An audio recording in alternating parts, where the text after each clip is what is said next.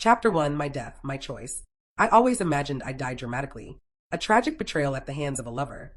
A furious carriage accident on a rainy night. At the very least, something with candlelight and ominous violin music. Instead, I died surrounded by instant noodles in my pajama shorts with Chapter 327, the tyrant's last kiss flashing on my laptop screen. It was not glamorous. One moment, I was hammering away at my keyboard at 3 in the morning, caffeine in one hand, sheer spite in my soul, screaming at myself internally. These readers want 3 updates a day. Fine. Die with cliffhangers, you parasites. The next moment, my heart made a sound like pop, my head swam, and my last coherent thought was, so this is how my novel ends, with the author dying before the male lead confesses. Pathetic. Chapter 2, Bureaucracy of the Dead. When I opened my eyes again, I wasn't in heaven or hell. I was in an extremely depressing waiting room. Rows of squeaky wooden chairs. A bored young man behind a counter flipping through papers. A sign beside him that read, "Welcome to the Transitional Reincarnation Department. Take a number. Do not feed the immortals." I was holding ticket number 985,344. The man behind the counter didn't even glance at me before saying, "Lady Su Qingqing? Romantic fiction writer, 32 years old, mild caffeine addiction, cause of death, author burned out." Accurate. "Congratulations," he droned. "You have been selected for our special literary soul package, courtesy of your exceptional service to the industry of unrealistic romance." Sorry, what? He slid 3 cards across the counter. Each had a sketch of an exceptionally handsome man painted in that moody historical drama style. Card 1, a brooding warrior with a scar over one eye. Card 2, a prince looking entirely too perfect in sapphire blue robes. Card 3, a smiling young man holding a fish. I raised a finger. "Are these your romantic destiny options in your next life?" he said with the enthusiasm of a man announcing that the tea house is out of dumplings. "Each route has certain gameplay settings. And I get to pick?" "You died in service of romance," he replied. "It's the least the universe can do." Option 1, the mysterious cold general. Tragic war hero. Emotionally constipated. Likes moon gazing, reminiscing, occasionally bleeding on your clothes. Dislikes joy. Option 2, the crown prince. Perfect manners, perfect face, severe personality flaws. Likes power, perfection, his reflection. Dislikes being ignored. Option 3, the 7th prince, Rongji, commonly referred to as the royal embarrassment. Likes ducks, snacks, setting things on fire by accident. Dislikes reading, politics, and horses, unclear reasons. I stared at the 3rd card for a long time. Is he holding a dead fish? "It's alive," the official said flatly. "Probably. I've written the first 2 types 100 times," I mused. Cold generals, crown princes, toxic men with roses in their teeth. All drama, all trauma. I tapped the last card. "Give me the idiot." The man at the desk finally looked up. "You are certain?" "Yes. I'm tired of men who brood. I want someone too tired to manipulate me." "Very well," he said, stamping my file. "One-way ticket to the era of the Great Liang dynasty.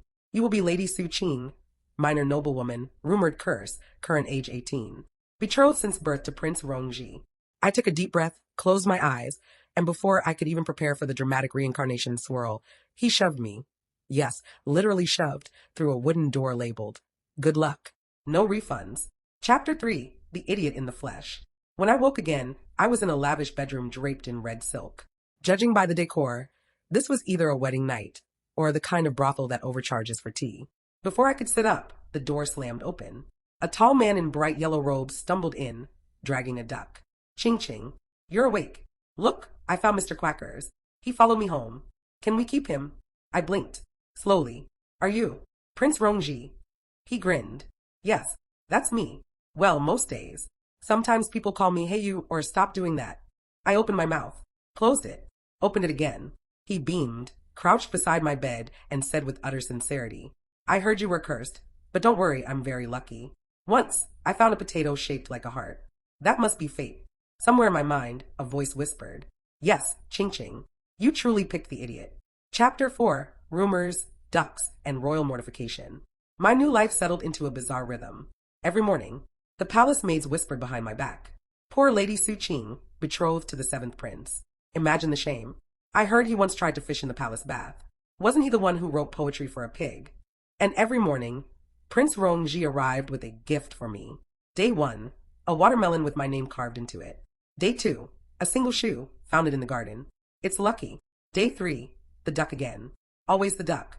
I began to lose track of whether I was in a reincarnation romance or some sort of extended prank. Then came the royal parade incident. Chapter 5, The Cow.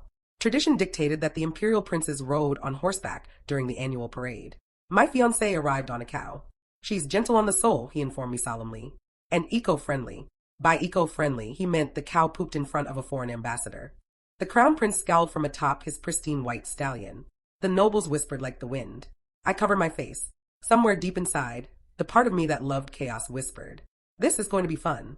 Chapter 6, First Glimpse of the Other Side. It happened late one evening. We were in the palace gardens. He was attempting to see how many dumplings he could fit into his mouth at once. 8, for the record, when suddenly, a heavy porcelain vase tipped from a high shelf. Before I could react, his hand shot out, firm, controlled, catching the vase mid-fall. His posture shifted. His face sharpened. The golden brown warmth in his eyes cooled into steel. "Don't move," he said, voice suddenly low and clean, like a blade being drawn. "If he sees blood, he won't go back to sleep." I froze. Rongji blinked, then grinned that familiar silly grin. "Want to see my worm collection?" And just like that, the coldness vanished. That night, lying in bed, I thought, what the hell just happened? Chapter 7, The Worm Collector. After the vase incident, I couldn't stop replaying the moment in my head.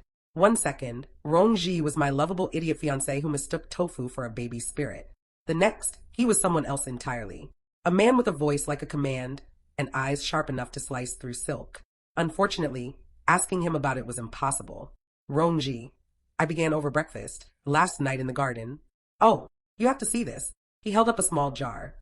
Inside were worms, a whole tangle of them, wiggling merrily in dirt. "They dance if you hum to them," he explained with far too much pride. "Watch, Rongji." I tried again. "Oh, and I named this one after you. Look, Qingqing Jr. Ladies and gentlemen." I had lost the interrogation before it began. Chapter 8, Scientific Testing. If there's one thing a modern romance author knows, it's how to test a theory.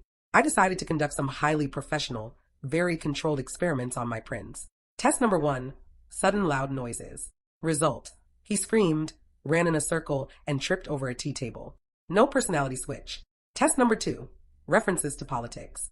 Result, he fell asleep mid-sentence, possibly self-defense. Test number 3, mild peril, dropping a teacup toward his lap. Result, he caught it, expertly, without spilling a drop. His eyes went cold for exactly 2 seconds before he burst into a smile and asked if I wanted to play Guess That Smell. Conclusion, it didn't happen randomly. It happened when I was in actual danger. Interesting. Chapter 9, Enter the Snakes. My next test opportunity came during the mid-autumn banquet. I was minding my own business, by which I mean eavesdropping on noble gossip, when the first princess's pet snake somehow fell into my lap. I'm not afraid of snakes normally, but this one was the size of a small dragon and seemed offended by my existence. Its head darted forward. Before I could scream, Rongji's arm was around me, pulling me back against him. The smile was gone, the warmth in his eyes replaced with icy clarity. "Take it away," he told the princess calmly. It wasn't a request. The room went utterly still. The princess laughed nervously, snatched her snake, and scurried off. I opened my mouth to say something, anything, but before I could, "All better," Rongji chirped. He was grinning again, the shift so fast I almost thought I'd imagined it. Almost. Chapter 10, Pillow Therapy. I decided it was time for couples therapy. Not standard couples therapy, of course, partly because this dynasty didn't have it, and mostly because my fiancé wasn't exactly a one-person person. I sat him down in my room, 2 pillows between us. This one, I pointed to the red pillow, is Serious Rome. This one, I patted the blue one, is Goofy Rome. He clapped. "I like them both. Can we name them?" "Fine. Red one is Sorty. Blue one is Squishy." Step 1 of communication, already derailed. Chapter 11, Talking to the Wrong Rome. Half an hour in, I was still trying to get somewhere when the shift happened. His posture straightened, his gaze focused. "Why are you doing this?" Serious Rome asked. I swallowed, because sometimes the other you says things like "don't bleed in front of him," as if it's perfectly normal conversation. A pause. "Do you fear me?" The question was quiet, genuine, and without even thinking I answered, "I've written 600 chapters of domineering tyrants. You're my favorite one so far." His mouth twitched, just slightly, then the light in his eyes softened, and he sneezed. "Oofed! Squishy Rong is back," he announced, and my moment was gone. Chapter 12, Politics and Ducks. The next few days were disorienting. Serious Rong only came out in flashes, always for a reason. Always when he thought I needed protecting. The rest of the time, I got Squishy Rong in all his chaotic glory. We were having tea when the crown prince strolled over and said, voice like poison honey, Lady Suqing, I hear your wedding preparations are stalled. I opened my mouth to reply, but my fiancé beat me to it. Mr. Quacker says you're mean. He plopped the duck on the table. The crown prince looked ready to have him executed. In the middle of his glare, Rongji's eyes changed. Touch her again, Serious Rong said softly, and Mr. Quackers will eat your kneecaps. The crown prince flinched. The duck quacked. I sipped my tea, pretending my heartbeat wasn't going wild. Chapter 13, The Invitation. The most dangerous words in any dynasty aren't war, famine, or the imperial kitchen ran out of dumplings. There, His Majesty has invited you to dinner. When the yellow-sealed summons arrived, the palace maids practically started placing bets on how badly Rongji would embarrass the family this time. Remember, my cousin whispered as we were preparing to leave. One wrong word, and you'll be dismissed from court forever. Or worse, you'll be noticed. Oh, I was already noticed. Thanks to my fiancé, who was currently trying to teach his duck how to bow. Chapter 14, The Trap. The dinner was a glittering snake pit. Ministers, princes, and consorts sitting in lacquered perfection. I smiled, bowed, and mentally catalogued who was glaring at me longer than 2 seconds. Halfway through the course of braised pheasant, the crown prince rose with all the grace of a cat who's about to knock over your favorite vase. Father, he said smoothly, since Lady Suqing will soon marry into our family, perhaps we should see her talents. The emperor arched an eyebrow. Talents. Why not let her manage this year's mid-autumn tribute coordination? His voice could have slit throats without a drop of blood. If she succeeds, our family gains prestige. If she fails, well, it was a perfect trap, an impossible administrative nightmare designed to humiliate me publicly. I opened my mouth to politely refuse. Chapter 15, Found Out. A warm hand landed over mine under the table. Rongji's voice, not the silly one, but the cool, precise one, murmured so softly only I could hear. Take it. I'll make sure you win. I turned, and for the first time, his eyes weren't pretending. There was no oblivious smile, no duck joke. Just him. Steady. Certain. The crown prince looked too pleased with himself. Well, Lady Suqing. I straightened. I accept. From the slight curl of Rongji's lips, I knew, for better or worse, this was exactly the answer he'd wanted me to give. Chapter 16, The Planning Table. That night in my study, the shift between his personalities wasn't gradual. There was no flicker, no whimsy. Rongji walked in as the strategist, closed the door, and started laying out maps and scrolls. We'll need the tribute routes redrawn, he said, fingers moving like swifts across parchment. And you'll have to bribe Minister Chow. He won't respond to gold, but he has a weakness for candied crab apples. I stared at him. I thought you hated politics. A wry shadow of a smile. I hate playing politics. Winning at them is another matter. And then, softer, you don't have to do this. You could step aside. I shook my head. I don't let men kill off my heroines in chapter 10. You think I'll bow out now? Something flickered in his gaze. Approval. And something warmer. Chapter 17, The Rumor War. By the next morning, the palace was a whirl of whispers, some about my gross overconfidence, others about why the seventh prince was suddenly seen frequenting the imperial archives at night. Of course, we were in the archives. Well, Serious Rome was sorting trade ledgers and plotting a supply chain overhaul. Squishy Rome was occasionally popping up to ask if our tribute ships could be shaped like giant ducks. But what mattered was this.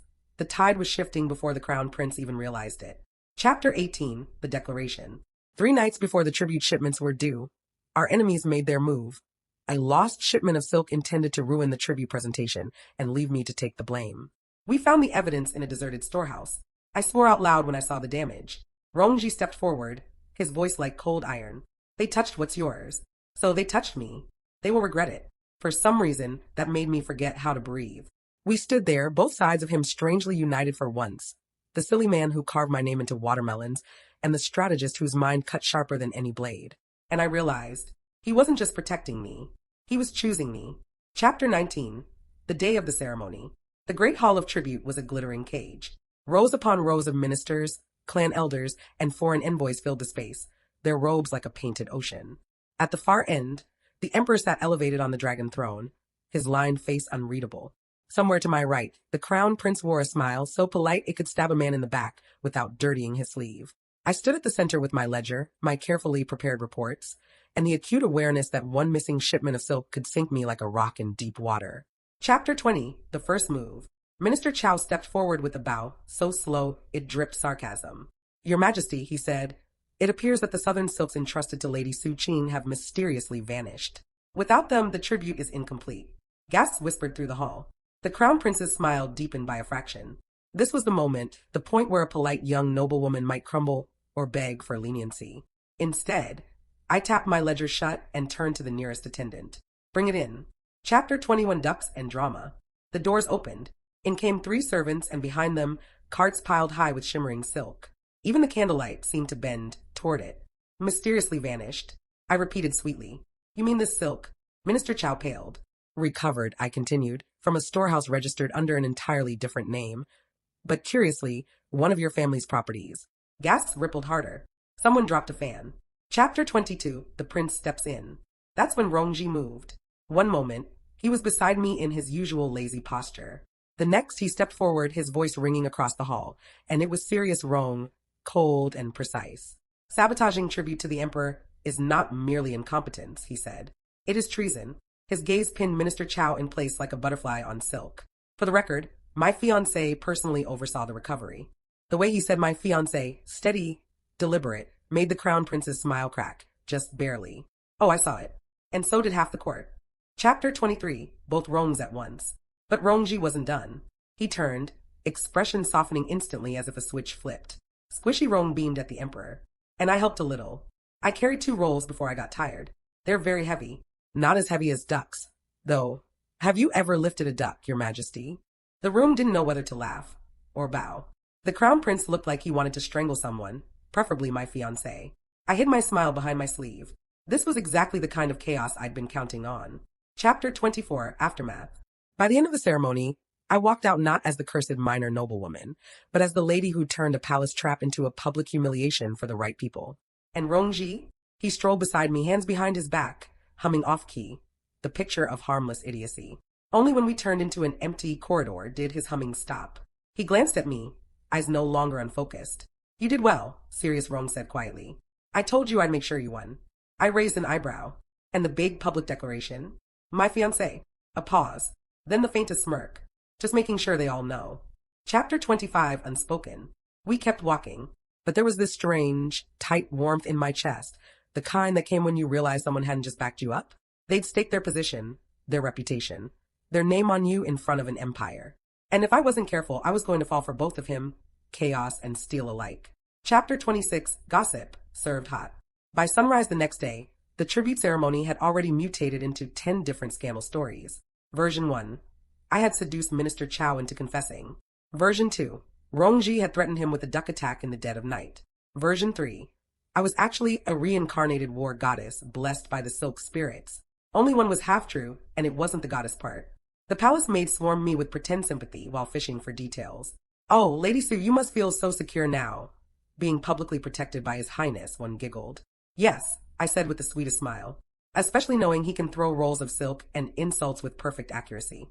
Judging by the way they scattered, that would be tomorrow morning's gossip headline. Chapter 27 The Crown Prince's Smile. Still, I knew this wasn't the end. The Crown Prince doesn't lose face gracefully.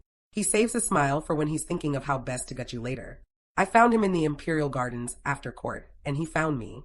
Lady Sue, he greeted, voice soft enough to slide under a door. Congratulations on your little victory. I'll treasure it, I said, pretending not to notice the steel under his tone. He gave me a bow that was an insult in disguise. But you know, in the palace, some wins come with costs. I didn't flinch, but I also didn't miss the warning.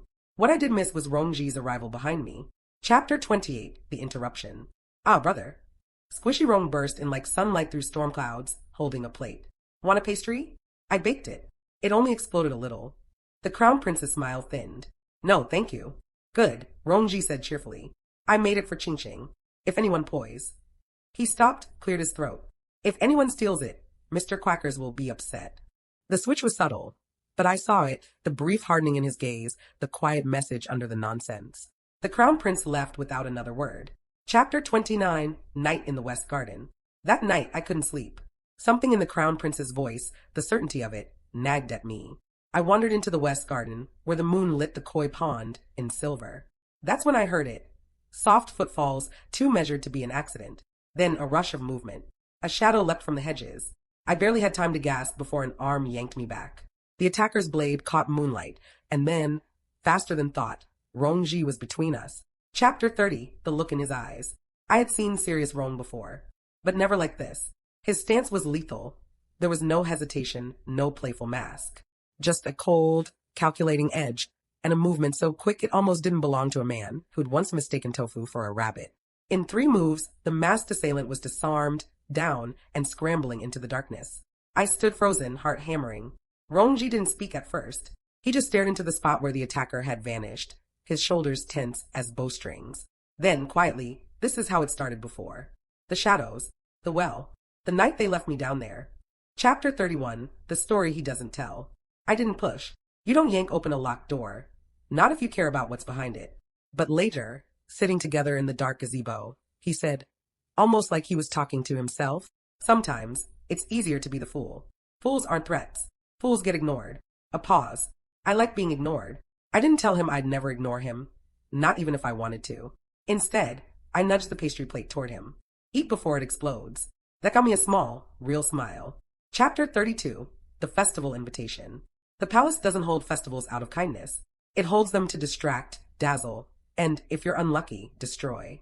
When the Empress announced the Lantern Festival, I knew it was only half about pretty lights over the lake. It was also the perfect stage for whispered alliances and public downfalls. The Crown Prince made sure to seek me out during preparations. I expect you to attend, he said lightly. With His Highness the 7th Prince, of course. His smile was honey. His eyes were knives. I smiled back. I wouldn't dream of staying home. The lantern light is so flattering for catching rats. The twitch in his jaw was worth every risk. Chapter 33, Dressing for War and Romance. The night of the festival, I chose a silk robe the color of late spring peaches, soft, harmless, impossible to look threatening in. Rongji arrived at my quarters in layered navy and gold, hair tied with a jade clasp and a massive paper duck lantern in his hands.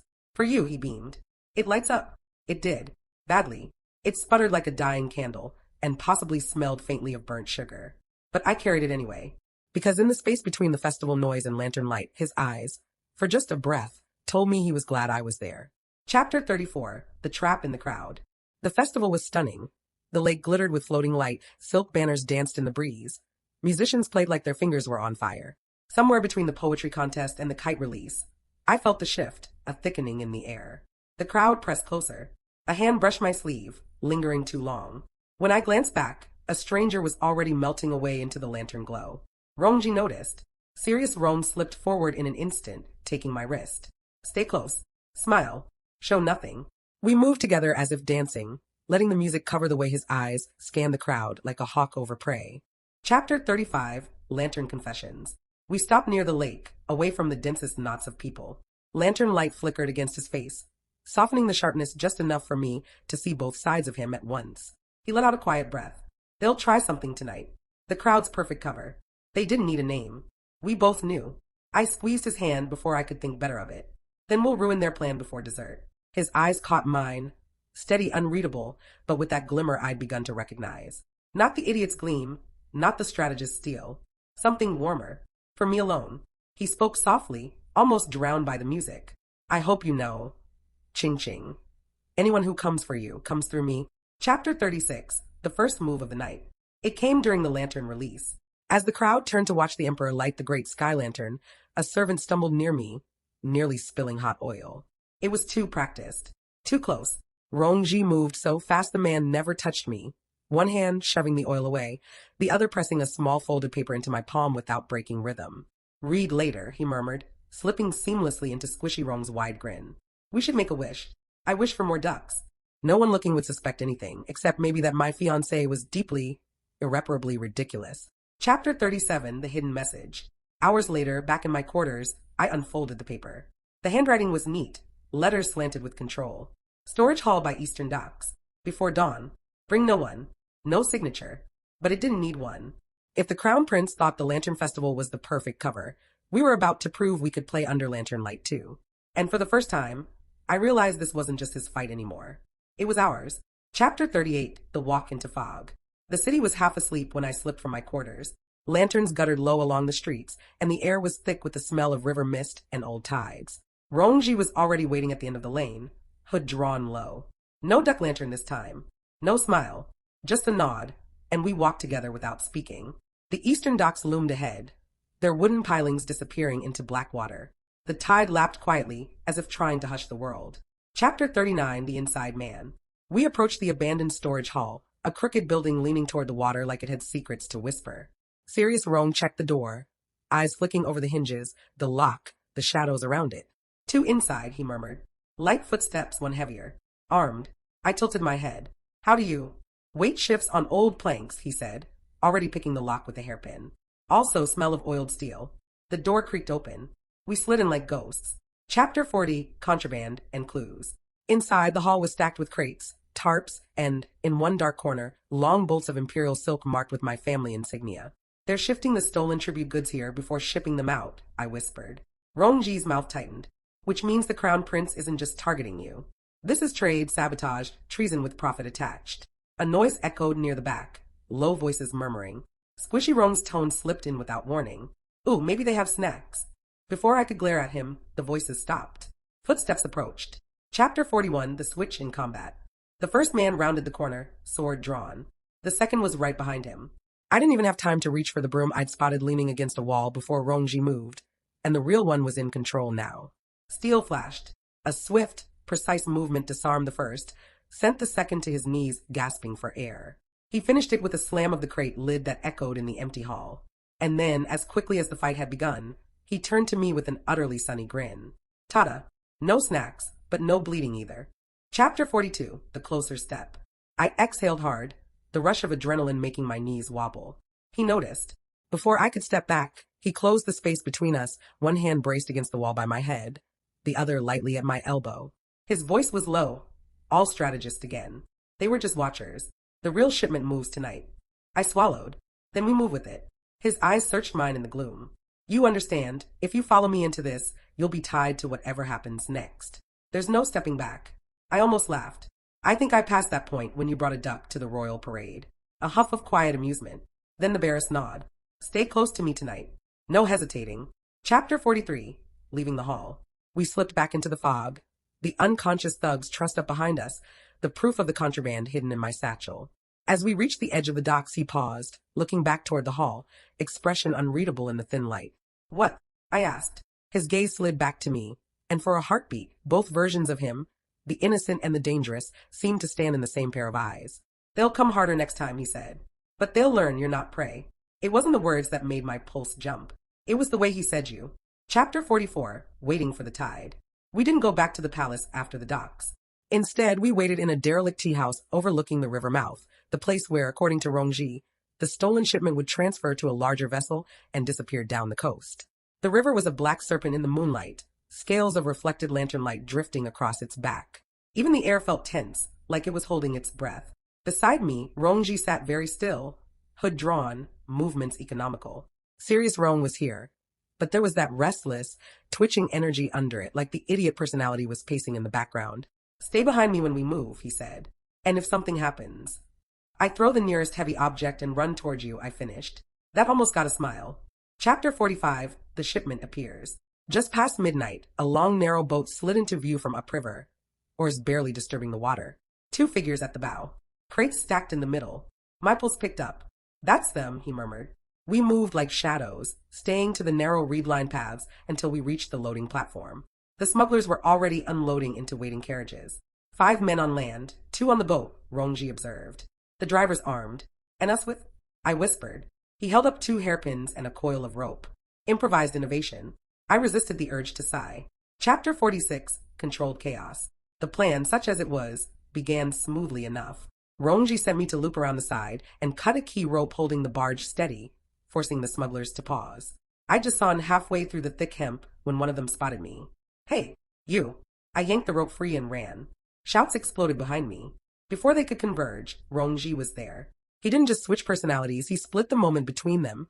Sirius Rong directing me toward cover while Squishy Rong bounded straight at the men with a ridiculous whoop, drawing them off in confusion. It worked until someone climbed up from the boat behind me. Chapter 47, The Grab. A rough hand seized my arm, jerking me back hard toward the dock's edge. Cold water and deeper darkness waited below. I twisted, trying to shove him off, but his grip was iron. He drew a knife, and then he wasn't there. Rongji slammed into him, sheer force sending the man sprawling into the river. The sound of the splash was swallowed by the rush of my pulse. He didn't let go of me until he'd shoved me behind him, his other hand already up with the hairpin-turned blade. Stay down, he ordered, voice deadly. but his body planted like a wall in front of me. Chapter 48, Both Minds, One Fight. I watched, half stunned, as he fought. Serious Rong's skill, efficient, precise, blended oddly with flashes of squishy Rong's unpredictability. Ducking when you'd expect him to strike high, tossing a crate lid like a child flinging a frisbee, which hit a smuggler square in the temple. It wasn't one side or the other anymore. It was both, and it was devastating. By the time the last smuggler ran, the shipment was ours again, and the rope in my hands had stopped shaking. Chapter 49, Aftermath on the Water. We took the small boat out into the mid-river, pushing the stolen crates beyond reach of any returning crew. The moon washed everything in pale light. "You're shaking," he said finally. "It's the cold," I lied.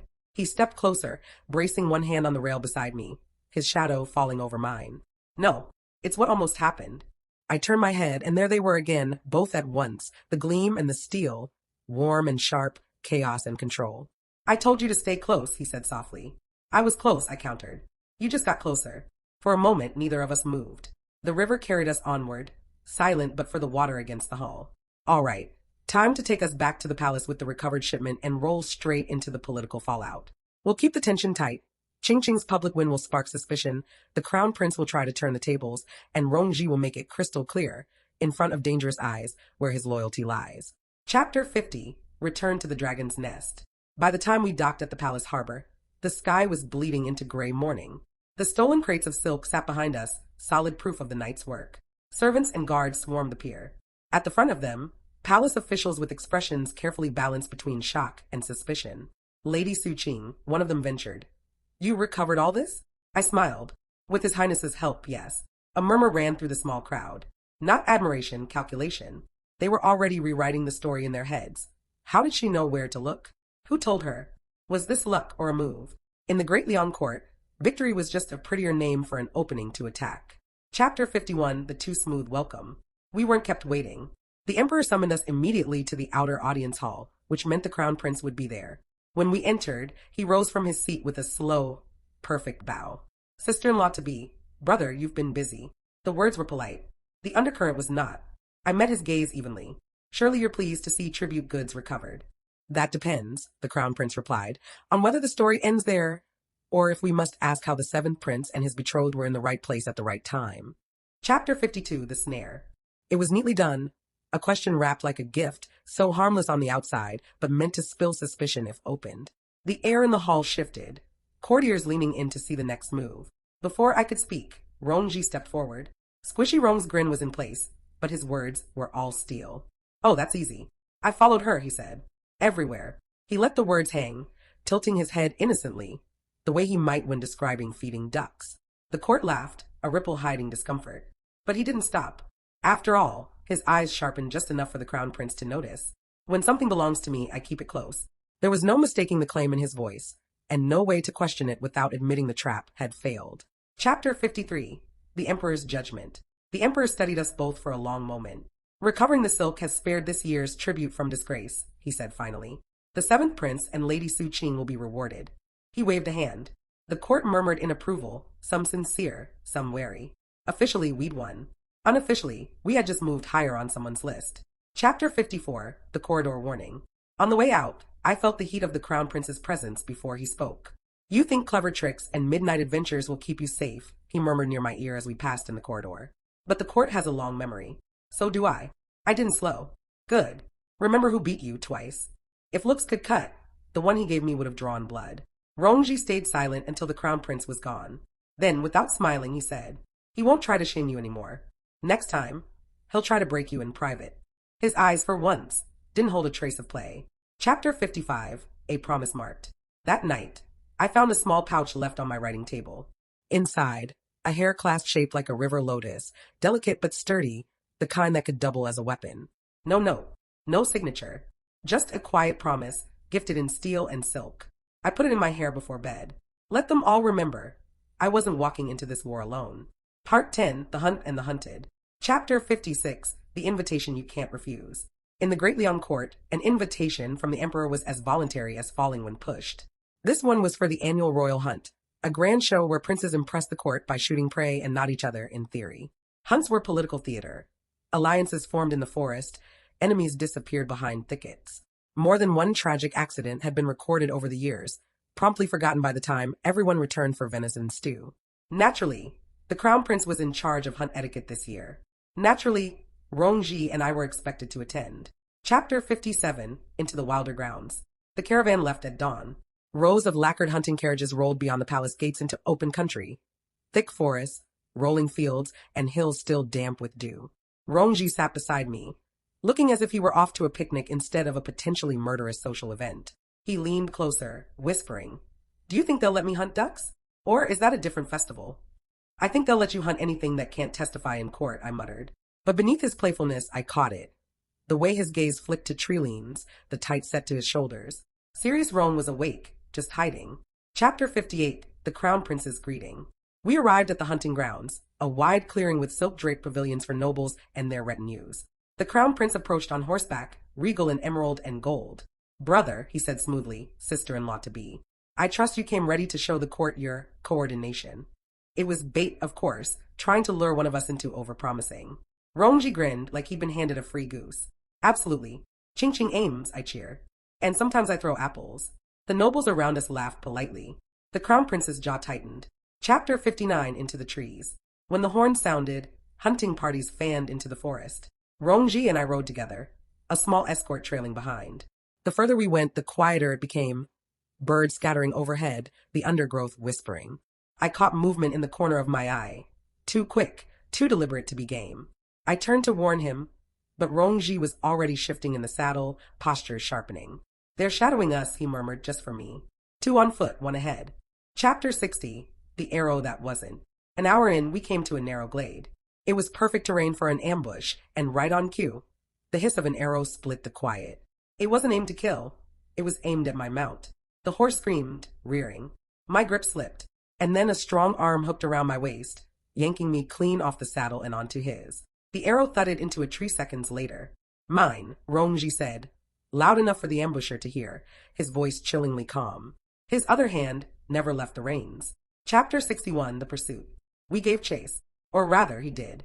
With the grace of serious Rong and the enthusiasm of squishy Rong blended into one deadly, determined rider, he wove through the underbrush, closing in on the fleeing figure ahead. We caught them just as they tried to vanish into the thicker woods, a cloaked man with the imperial hunting crest hastily ripped from his sleeve. No proof, no name, but enough to know this accident was staged. He looked at me once, like he wanted to say something, but Rongji's presence at my back was a warning in itself. Chapter 62, Words in the Shelter. We stopped in a small hunter's shelter to regroup. He dismounted first, then offered me a hand down, the movement easy, but his gaze still scanning the trees. "You're hurt." "No," my answer was too quick. He stepped in, fingertip brushing my sleeve just above the bruise forming where he'd caught me. "You flinched." "It's just from the saddle," I said. The truth, I wasn't used to being caught before I fell. He studied me for a moment longer, then said quietly, "Next time, I won't let them get close enough to try." And I almost forgot we were still in the middle of a hunt. All right, let's move straight into that evening campfire at the royal hunt scene, where the political heat simmers in plain view. The crown prince tries to twist the knife, and Rongji makes his most unambiguous public stand yet. I'll make sure the tension between them and the slow burn romance gets very close to that about to boil over point. Chapter 63, The Camp at Dusk. By the time the horn recalled hunting parties back to camp, the forest smelled of pine smoke and freshly cooked venison. Silk tents lined the glade, their interiors glowing gold under lantern light. Nobles lounged on embroidered cushions, exchanging exaggerated hunting tales over warmed wine. I sat near the edge of our assigned fire, politely sipping broth, keeping one eye on the flicker of shadows beyond the ring of light. Something about today's accident was still sitting in my lungs like damp air. Rongji was beside me, leaning back against a log as if he hadn't yanked me out of a saddle at high speed this morning. He held a skewer of roasted chestnuts and was in the middle of an animated story about teaching ducks to swim backwards. The nobles laughed, some indulgently, some nervously. The crown prince was not laughing. Chapter 64, The Veiled Strike. Eventually, the crown prince rose, cup in hand. "Today's hunt," he said, "shows the vigor and skill required of those who would protect their households, and perhaps the realm." His gaze slid over the camp until it landed on me. Of course, some found the forest more perilous than expected. One wonders if the fragility of their companions reflects on their own readiness. It wasn't a direct accusation, but everyone knew who he meant. I met his eyes calmly. Some of us judge readiness by who reaches the finish line standing, not by who spends more arrows to prove a point. A soft ripple of shocked murmurs stirred the ring of nobles. Chapter 65, The Public Claim. Before the crown prince could speak again, Rongji rose. He didn't move like the carefree fool, not now. He stood at his full height, face unreadable in the firelight's shifting shadows.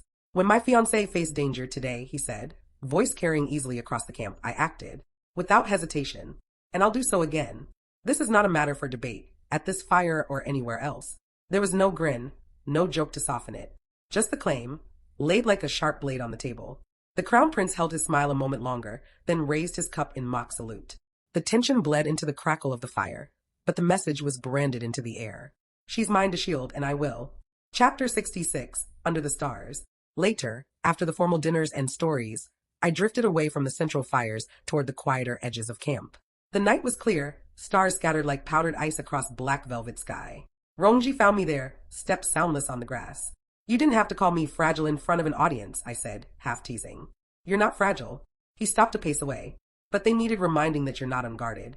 The space between us felt weighted, lit only by the faint glow of embers from a nearby torch. Somewhere in that distance, both versions of him seemed to be looking at me at once. You keep making it harder not to like you, I said before I could stop myself. His mouth curved slightly. Good. All right, here we go into the final day of the royal hunt, where an accident in treacherous terrain forces Qingqing and Rongji into one of those situations that the palace will surely gossip about later. We'll keep the stakes high, both political and romantic, with danger, isolation, and some unguarded truth slipping through. Chapter 67, A Change in the Wind. The morning of the final hunt dawned clear and cold, the mist burning off to reveal a forest glistening from last night's dew. It would have been beautiful if I couldn't feel the eyes on us. We rode out in a smaller party this time, deeper into the hills where the undergrowth grew thick and the trails narrowed to ribbons. The path was slick, the drop-off sharp. Every sound, bird calls, hoofbeats, the snap of twigs, seemed a little too loud. Rongji's horse kept closer to mine than usual. His smile was there, but the look in his eyes said he was measuring every shadow. Chapter 68, The Slip. It happened in an instant. One of the escorts, a rider I didn't recognize, edged his horse toward my flank just as we reached a rocky stretch of trail.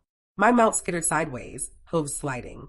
There was a shout, the sharp sound of rock breaking, and suddenly the earth dropped. Rongji was off his horse before thought registered, hand clamping around my wrist as the ground slid away beneath us both. We tumbled down the embankment in a mess of dirt, leaves, and adrenaline, landing hard but intact in a thicket halfway into the valley. Above, the path was hidden and the hunt had moved on. Chapter 69, The Shelter. By the time we stopped sliding, my ankle throbbed, and the sky was already dimming under the cover of trees. Rongji took one look at the uneven terrain and the distance back up the slope, then shook his head. Climbing back now in the dark is an invitation to break something. There's an old hunting shelter nearby. We'll stay until first light. I didn't argue. My ankle protested enough to agree for me. He half led, half carried me to a low wooden structure tucked against a cliff face. Inside, a single bench, an old fir throw, and plenty of shadows. Chapter 70, Close Quarters. He settled me on the bench, kneeling to check my ankle with surprising gentleness. It's just a twist, he said eventually, tying a strip of his own undershirt around it for support. You ruin a lot of clothes for my sake, I murmured. I'd rather ruin cloth than watch you fall, came the quiet reply. The space was small enough that the heat from his body brushed against my side when he straightened. Outside, a cold wind hissed through the trees. When he noticed me shivering, he pulled me forward without comment, wrapping the fur around us both. No room for distance now. Chapter 71, Lines Blurring. In the hush, I could hear his heartbeat beneath the layers of fabric and armor, steady and grounding. It was strange how safe I felt when I knew exactly how dangerous he could be. His voice was low when he finally spoke. You're not supposed to make this easy. What? Trusting me. There was no grin, no teasing, just the truth, bare and unpolished. I tilted my head up. You think I don't know both sides of you well enough to decide? His gaze met mine, and whatever he was about to say, it caught in his throat. Chapter 72, Almost. The crackle of branches in the distance snapped us both alert, but it was only the wind rushing through the gully. When the tension eased, his arm stayed around me a beat too long. I realized, dangerously late, how close our faces had shifted during the quiet. Not touching, but close enough that I could have closed the gap if I breathed wrong. He was the one to shift back first, a flicker of conflicting emotion crossing his features before his expression softened. Get some rest, he said, voice gentler than I'd heard it before. I'll keep watch. And I did, knowing he meant every word. All right, let's follow straight through into the return to camp at dawn and the political backlash. This is where the accidental overnight together becomes court gossip within hours. The crown prince tries to spin it into a scandal, and Rongji flips it on him in front of the emperor. Chapter 73, Climbing Back. The sky was just beginning to pale when Rongji nudged me awake. The air in the gully was colder now, but he was exactly where he'd promised to be, alert, watchful, hair dusted with frost. We climbed slowly, my ankles still bound in his undershirt strip, his hand steady at my elbow whenever the ground turned slick. By the time we reached the ridge, campfires were already smoking in the distance. I should warn you, I panted. We're about to walk into a hurricane made of silk and rumors. He glanced sideways, a faint curve at the corner of his mouth. Good. Let them talk. I'll give them something to choke on. Chapter 74, Camp Eyes. The moment we rode back into camp, conversations froze. A few noble women actually gasped because of course we'd returned on the same horse, my ankle making that choice unavoidable. Faces turned like sunflowers tracking light, but the warmth was missing. I could hear the gossip sprouting in the silence. Overnight together, alone in the wilds, not even wed yet. The crown prince emerged from his tent at exactly the right moment, smile as polished as lacquer. Well, brother, he said loudly, ensuring a dozen ears would catch it. It seems your little excursion became extended. Chapter 75, The Emperor's Hearing. By noon, we were summoned to the Emperor's pavilion. The risk was obvious. If the absence was framed as scandal, I'd lose standing before I'd even worn my wedding robes. The crown prince bowed low. Father, there are concerns. Lady Qingqing and my brother spent the night beyond the protection of the hunting party, unchaperoned. One wonders. Rongji cut him off before the sentence could finish. Chapter 76, Turning the Blade. She was attacked, he said clearly. Every trace of Squishy Roan gone. I removed her from danger. The terrain made return impossible until daylight, and I chose an imperial shelter to protect her. His gaze swept the tent, steady enough to force men twice his rank to look away. And, he added with deliberate weight, if the court wishes to make complaint, they may direct it to me, her betrothed, who will answer it himself. The emperor's brows rose. And what complaint would be worth punishing the man who guarded his future wife? The crown prince was silent. The murmurs now had a different flavor. Less scandal, more reluctant admiration. Chapter 77, Quiet Exit. As we left, I murmured under my breath, you realize you just painted a target twice as big across your back? His hand brushed mine where no one could see. It's easier for him to aim at me than at you. For a heartbeat, I forgot to breathe. Chapter 78, Back Behind Walls. It was late afternoon when the palace gates swallowed us again. The smells of incense and jasmine wafted through the courtyards, a jarring change from pine smoke and river mist. Court officials swarmed with scrolls and polite smiles that never reached their eyes. For once, I was relieved to be shown back to my own residence, until I saw who was already waiting there. Rongji sat cross-legged on my veranda with a tray of completely lopsided dumplings. Surprise, he beamed. They're duck-shaped. Sort of. They were not duck-shaped. They were creative interpretations of edible life forms. I didn't have the heart to say so. Chapter 79, The Blend. After the dumpling feast, I ate one and politely surrendered. He sat across from me at my tea table. The pot steamed between us, curling warmth into the fading day. The full softness was still there, but when I mentioned the crown prince's smirk at our departure, something shifted behind his eyes. Not into full serious Roan, but a careful blend. He's no longer circling, Rongji said, pouring tea with unnerving precision. He's probing, which means we stop waiting. He unrolled a piece of parchment. A map of palace connections, ministers, supply chains, threads webbed together like one of the traps I'd seen him set in the wilds. Chapter 80, Step 1. We start small, he said, tapping a cluster of names. Minister Hong, loyal to the crown prince's purse, but his son gambles more than he breathes. We relieve them of that weakness. They switch sides. And how do you plan to relieve them? I asked. He grinned. Fool's grin now in full bloom. By hosting a very public, very well-attended tea competition, where the minister's son just happens to win everything if he behaves and lose it all if he cheats. It was ridiculous. It was subtle. It was perfect. Chapter 81, Comfort Before the Storm. After laying out the plan, the tension between us loosened. He sprawled beside the low table, reaching for another of his dumpling ducks, and watched me with mock serious study. What? I asked. I'm trying to decide, he said. If you sleep better on the left side of the bed or the right. I blinked. We do not share a bed. Yeah, he said far too cheerfully. I threw a tea pillow at him. He caught it one-handed, laughed, and just for a moment, it was easy to forget we were in the middle of a war waged in whispers and half-smiles. Chapter 82, The Quiet Promise. When he left that evening, he paused at the top of the veranda steps. 7 days, he said softly. In 7 days, the crown prince will see that you're not just holding your ground, you're advancing. And you? I asked. Will you be advancing too? He tilted his head, smile more real than I'd seen all day. Always. Right beside you. Chapter 83, The Setup. 7 days later, the east garden of the palace was transformed into something out of a painted scroll. Cherry trees in bloom, silk banners fluttering, rows of low lacquered tables laden with porcelain tea sets and silver strainers. The Royal Spring Tea Exhibition sounded harmless. That's what made it dangerous. The rules were simple. Prepare the perfect tea before judges drawn from the emperor's favorite guests. The winner left with lavish prizes, the loser with humiliation. Minister Hong's son, Hong Liang, was practically vibrating with anticipation. He thought this was his stage. It was actually ours. Chapter 84, The Fool at Large. Rongji made his entrance carrying a giant paper duck painted with tea leaves. Good luck charm, he explained loudly to anyone who'd listen, setting it beside our table. It whispers tea secrets to me. A few courtiers laughed, already settling into the familiar narrative of the idiot prince. That was the point.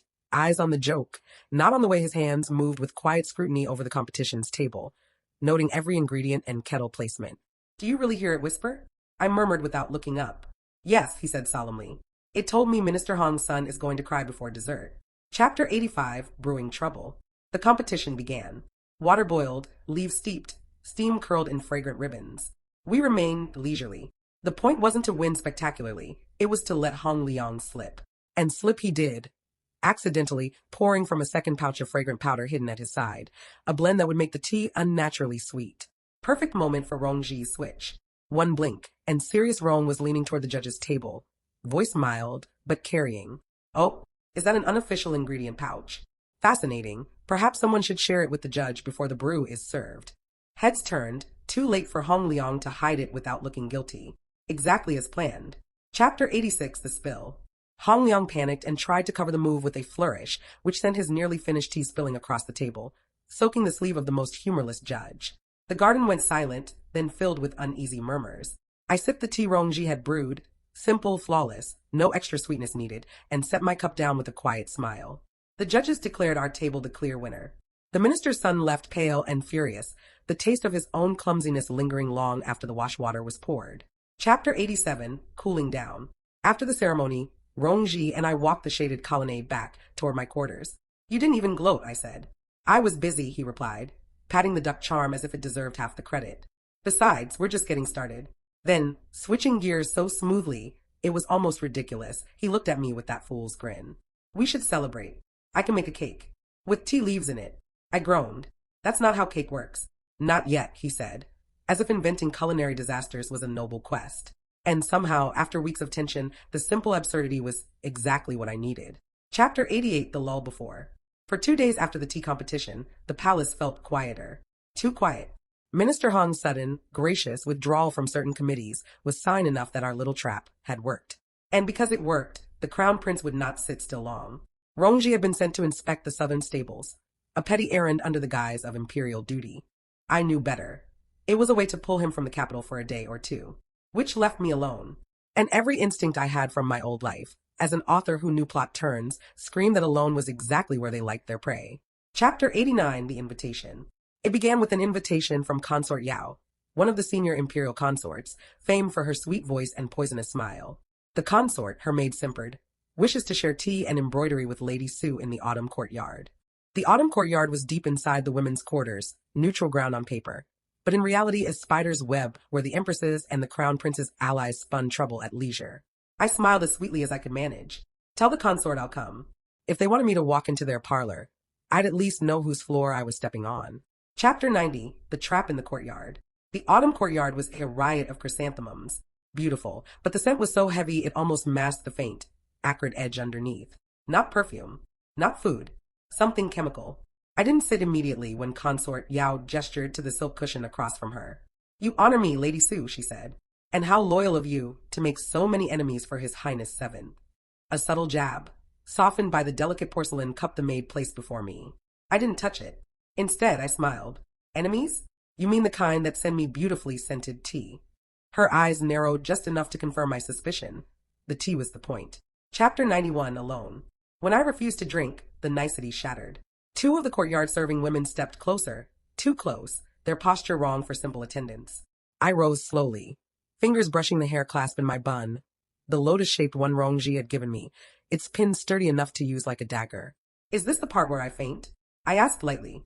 Or the part where you try to make me? No answer. just the shuffle of footsteps closing in. Chapter 92, Holding the Line. I moved before they did. A quick step back put the bench between us, my free hand grabbing the teapot and slinging its contents toward the nearer woman. She shrieked, more from surprise than pain, but it bought me enough time to pull the clasp free of my hair. The maid lunged. I pivoted, using the pin to hook and twist her sleeve until she stumbled into a flower stand. Chrysanthemum petals rained like sparks. For a moment, the courtyard's air shifted. From corner the little noblewoman to the little noblewoman bikes. But 2-on-1 doesn't stay winnable. A grip like iron closed on my shoulder from behind, yanking me back toward the table. Chapter 93, The Voice at the Gate. Let her go. The voice came from the courtyard gate, deceptively calm, almost lazy, but resonating through the air like a drawn bowstring. Rongji. Not fool's Rongji. Not cold strategist Rongji. Both. He crossed the courtyard in 3 strides, the rhythm of his approach making everyone else instinctively fall back. His hand was on my arm an instant later, sliding me behind him with the ease of someone to whom the motion was muscle memory. I was gone one day, he said to no one in particular, eyes skating over Consort Yao's suddenly pale face. And you thought that was long enough? Chapter 94, Dangerous Softness. He didn't yell. He didn't draw a weapon. He simply smiled, sweet, idiot smile, and said, I'll remember this tea. I might even send some back. But his hand at the small of my back was steady steel, guiding me out without haste, daring anyone to try and block the way. Only when we were clear of the autumn courtyard did he look at me properly, scanning for injury.